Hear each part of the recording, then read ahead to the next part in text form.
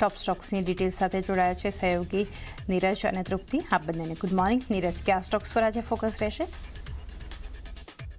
જે નિફ્ટીની બે કંપનીના પરિણામ છે અને પણ ઘણા બધા પરિણામો વાયદા બજારમાંથી આવ્યા છે. શરૂઆત કરીએ આપણે બજાજ ઓટોથી. જો સારા પરિણામો અહીંયાથી આપણને રહેતા જોવા મળ્યા છે. વાર્ષિક ધોરણે વાત કરી લો તો પ્રોફિટ તમને અહીંયા 23-24% જેટલો વધતો દેખાવો છે. રેવન્યુની અંદર પણ લગભગ 13.5%થી વધુનો ગ્રોથ છે. એબિટા લગભગ 15% વધ્યા છે અને માર્જિન લગભગ આપણને 20.4% પર રહેતા જોવા મળ્યા છે, જે ગયા વર્ષે આ ક્વાર્ટરમાં 20.2% પર હતા. મહત્વની વાત છે કે હવે આખું જે ક્વાર્ટર હતું એ ભલે થોડીક અસર અહીંયા તમને જીએસટીની પણ જોવા મળી, પરંતુ ફેસ્ટિવ ડિમાન્ડ પણ એક સારી રહી અને એ બધાને લઈને અહીંયાથી આપણને એક સારો વોલ્યુમ ગ્રોથ પણ ખાસ કરીને જોવા મળ્યો છે. એટલે એક સારા પરિણામો અહીંયાથી આપણને આવતા દેખાયા છે. એટલે એક સારી તેજી તમને આજના દિવસમાં જોવા બનતી મળી શકે છે. એક ખાસ કરીને કે જે આપણને રૂપિયાની અંદર જે નરમાશ આવતી દેખાય એને લઈને એક્સપોર્ટ માર્કેટ પણ અહીંયાથી ખાસ કરીને મજબૂત આ કંપની માટે રહ્યું હતું.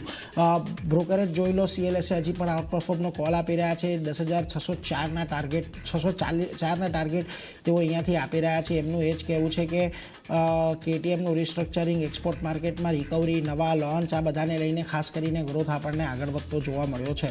બીજી તરફ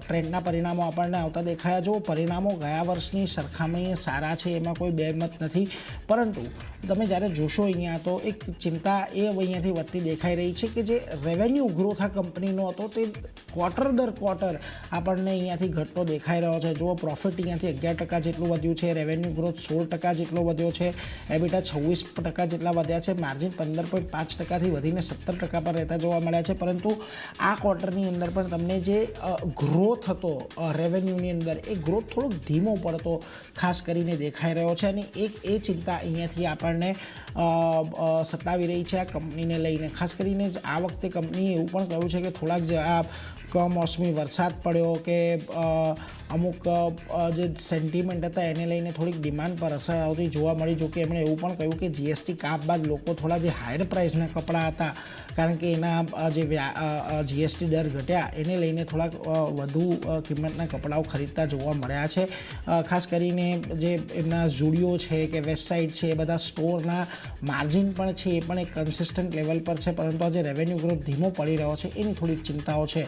એટલા માટે જુઓ, મોર્ગન સ્ટેનલી ઓવરવેટનો કોલ આપી રહ્યા છે, 5,456ના ટાર્ગેટ આપી રહ્યા છે. જેફરીઝ હોલ્ડ કોલ આપી રહ્યા છે, ટાર્ગેટ તેમણે ઘટાડ્યા છે, 5,000ના ટાર્ગેટ તેમણે કરી નાખ્યા છે. એટલે એના પર એક નજર રાખજો. આજે તમને કદાચ અહીંયા થોડીક દબાણ અહીંયાથી તમને રહેતું જોવા મળી શકે. બીજી તરફ ટોરેન્ટ ફાર્માના પરિણામો આવ્યા, ઘણા સારા પરિણામો છે. 30% જેટલો અહીંયાથી નફો વધતો જોવા મળ્યો છે. રેવન્યુમાં 14%નો એક ઉછાળો છે.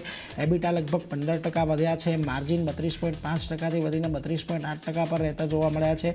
હવે જો અહીંયા જે ઇન્ડિયા બિઝનેસ છે એની અંદર તો 12%નો ગ્રોથ આપણને જે એવરેજ જોવા મળ્યો છે, પરંતુ US અને બ્રાઝિલ જેવા માર્કેટથી પણ 21% જેટલો એક સારો ગ્રોથ આપણને અહીંયાથી આવતો દેખાયો છે ને એ બધાને લઈને ટોરેન્ટ ફાર્માના પરિણામો આપણને એક વધતા દેખાયા છે. એટલે એના પર એક નજર રાખજો. બીજી તરફ નાયકાના પરિણામો આવ્યા છે. જુઓ, અહીંયા પ્રોફિટ જે ગયા વર્ષે 10 કરોડ હતો, આ વખતે વધીને 34 કરોડ પર રહ્યો છે. 3.5 ગણો પ્રોફિટ વધ્યો. રેવન્યુ 25% વધ્યા, એબિટા 53% વધ્યા, માર્જિન ઓલમોસ્ટ આપણને અહીંયા 5.5%થી વધીને 6.7% પર વધતા દેખાય. એટલે દરેક જગ્યાએ અહીંયા તમને એક સારી ગ્રોથ જોવા મળી છે. ખાસ કરીને બ્યુટી સેગમેન્ટની વાત કરીએ તો ત્યાં આગળ રેવન્યુ, માર્જિન આ બંનેની અંદર એક આપણને ઉછાળો રહેતો જોવા મળ્યો છે. એમનું જે ફેશન સેગમેન્ટ છે, રેવન્યુ વધ્યા છે, અહીંયા એબિટા લોસ છે, પરંતુ એબિટા લોસ જે ગયા ક્વાર્ટરમાં હતો તેની સરખામણીએ આપણને થોડો ઘટતો જોવા મળ્યો છે. એટલે નાયકા એક સારા પરિણામો અહીંયાથી આપણને આવતા દેખાયા છે. બ્રોકરેજમાં પણ જુઓ, મોર્ગન સ્ટેનલી ઓવરવેટ કોલ સાથે 271 અને CLSA આઉટ પરફોર્મ કા સાથે ટાર્ગેટ વધારીને 298ના તેમણે કર્યા છે. અને અહીંયા તેમના જે અગાઉના જે અનુમાનો છે EPSને લઈને એ પણ અહીંયાથી ખાસ કરીને વધતા દેખાયા છે. એટલે એના પર એક ધ્યાન રાખવાનું છે. બીજી તરફ પેટ્રોનેટ LNGના પરિણામો આવતા દેખાયા. દરેક સ્તરે નબળા પરિણામો છે. પ્રોફિટ અહીંયાથી તમને 5-6% ઘટતો દેખાયો છે. ક્વાર્ટર ઓન ક્વાર્ટર રેવન્યુની અંદર 8% ઘટાડો છે. એબિટા થોડા ઘટ્યા છે. જોકે માર્જિન અહીંયાથી તમને સુધરતા જોવા મળ્યા છે ગયા ક્વાર્ટરની સરખામણીએ. એટલે એના પર એક નજર રાખજો. આજના દિવસે થોડું ઘણું દબાણ તમને પેટ્રોનેટ પર આવી શકે છે.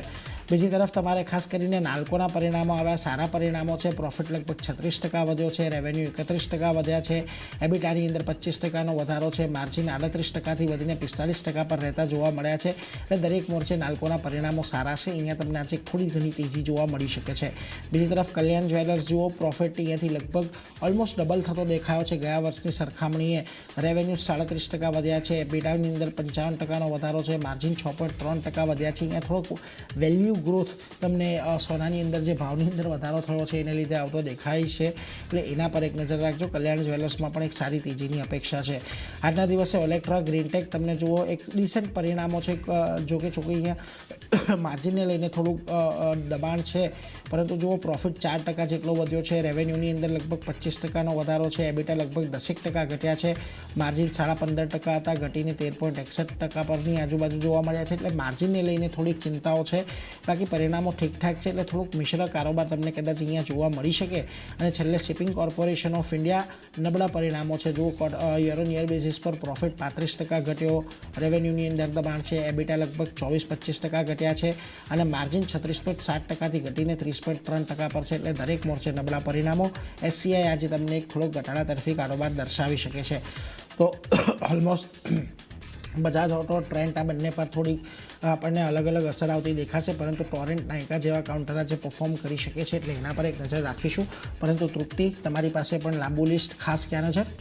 હું શરૂઆત ખાસ કરીને રિઝલ્ટમાં ફોર્સ મોટેથી કરીશ. તો અહીંયા ખૂબ જ આપણને પોઝિટિવ નંબર્સ અહીંયા જોવા મળી રહ્યા છે. કંપનીનો નફો ઓલમોસ્ટ આપણને બમણો થતો જોવા મળ્યો છે. 135 કરોડની સામે વાર્ષિક ધોરણે આપણને 350.6 આપણને નફો જે કરોડ પર આપણને નફો જોવા મળી રહ્યો છે. આવકના ફ્રન્ટ પર નજર કરશું, અહીંયા 7% ઉછાળો અહીંયા આપણને જોવા મળ્યો છે. 2081 કરોડ પર આપણને આવકના નંબર્સ જે વાર્ષિક ધોરણે જોવા મળી રહ્યા છે. એપિટાના ફ્રન્ટ પર નજર કરશું, ત્યાં પણ લગભગ આપણને 28%નો એક સારો એવો ગ્રોથ જોવા મળ્યો છે, અને 362 કરોડ પર આપણને એપિટાસના નંબર્સ જોવા મળી રહ્યા છે. માર્જિનના ફ્રન્ટ પર નજર કરશું, ત્યાં પણ ખૂબ જ આપણને પોઝિટિવ નંબર્સ અહીંયા જોઈ રહ્યા છે. 14.5%ની સામે આપણને લગભગ 17.4% પર આપણને માર્જિન જે છે તે અહીંયા આવતા જોવા મળી રહ્યા છે.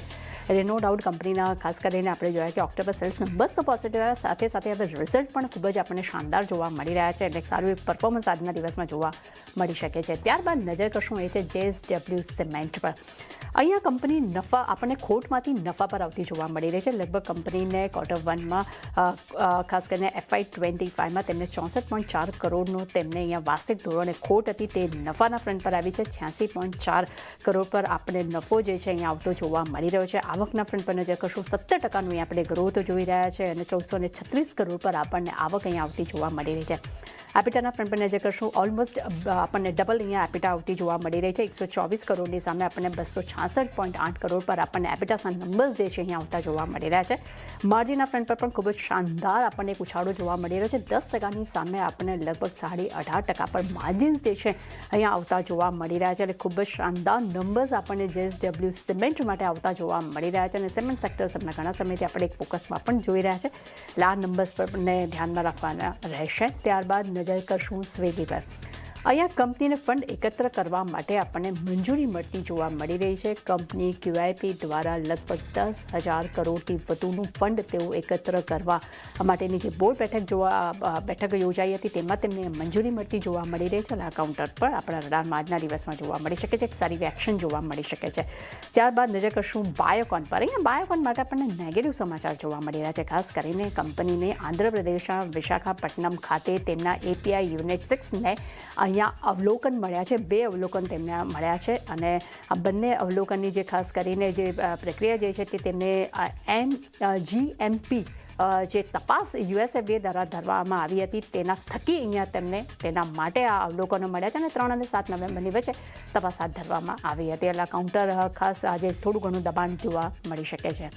ત્યારબાદ નજર કરશું બીજું કાઉન્ટર છે જે લુપિન, જેમાં ખાસ કરીને પોઝિટિવ સમાચાર છે. USA તરફથી અહીંયા ક્લીન ચીટ મળ્યા છે. પુણેના બાયો રિસર્ચ સેન્ટરને અહીંયા ક્લીન ચીટ મળતી આપણને જોવા મળી રહી છે.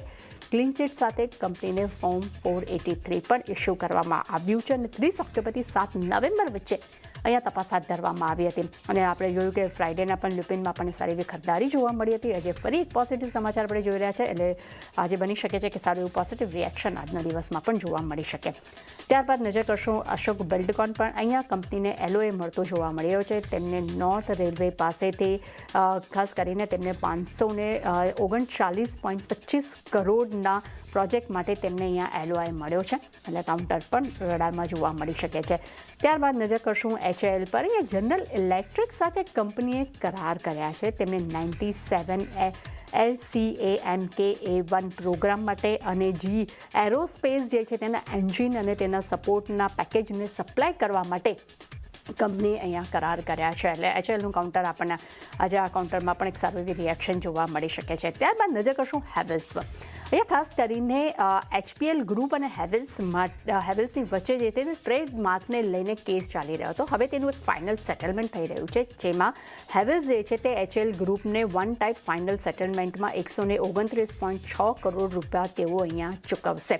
હવે આ ચૂકવણીનું મેઇન રીઝન એ છે કે હવે આ ચૂકવણી બાદ HAL ગ્રુપ જે છે તે પોતાની કંપનીનું કોર્પોરેટ નામ છે તે બદલીને તેઓ હેવેલ્સ વર્ડનો ઉપયોગ નહીં કરે. આ ફાઇનલ સેટલમેન્ટ થઈ ગયું છે, એટલે ખાસ કરીને નામને લઈને જે સેટલમેન્ટ થયું છે તે ખાસ કરીને હેવેલ્સ માટે પણ આવનારા સમયમાં એક પોઝિટિવિટી ધરાવી શકે છે. પરંતુ કાઉન્ટર પર ખાસ જોવાનું રહેશે કે આજે બજાર અને કેવી રીતે રિએક્શનમાં આપે છે. ત્યારબાદ નજર કરશું SML ઇસુઝુ. અહીંયા ખાસ કરીને તેની સબસિડરી કંપની જે છે SML મહેન્દ્રા, તેના ઓક્ટોબરના અપડેટ નંબર્સ આવતા જોવા મળી રહ્યા છે, જેમાં તેમનું ઉત્પાદન જે છે તે 947 યુનિટથી વધીને 1206 યુનિટ વાર્ષિક ધોરણે જોવા મળી રહ્યું છે. સેલ્સ નંબર પર નજર કરશું, તે પણ વધ્યા છે. 733 યુનિટથી વધીને 995 યુનિટ પર જોવા મળી રહ્યા છે. અને પરંતુ સામે એક્સપોર્ટ જે છે તેમાં એક મામૂલી દબાણ જોવા મળ્યું છે. 68 યુનિટથી ઘટીને આપણને 64 યુનિટ પર જોવા મળ્યું છે. પરંતુ આ કાઉન્ટર પણ ખૂબ જ એક પોઝિટિવ એક્શન આપણને ફ્રાઇડેના ક્લોઝિંગ સાથે જોવા મળ્યું હતું, પરંતુ આજે પણ એક સારી એવી એક્શન અહીંયા જોવા મળી શકે છે. એટલે ચારની નો ડાઉટ મારા તરફથી અને નીરજ તરફથી ઘણું લાંબુ લિસ્ટ છે, પણ દરેક પર આપણને સારી એવી એક્શન જોવા મળી છે કે ખાસ કરીને ઓટો કંપનીઓ આજે આપણને ફોકસમાં જોવા મળી શકે છે. જી, આપણા સ્ટોક્સ પર આજે ફોકસ રાખીશું. નીરજ અને તૃપ્તિ, આપણને આભાર અમારી સાથે જોડાઈને ટોપ સ્ટોક શેર કર્યા. તો એ સાથે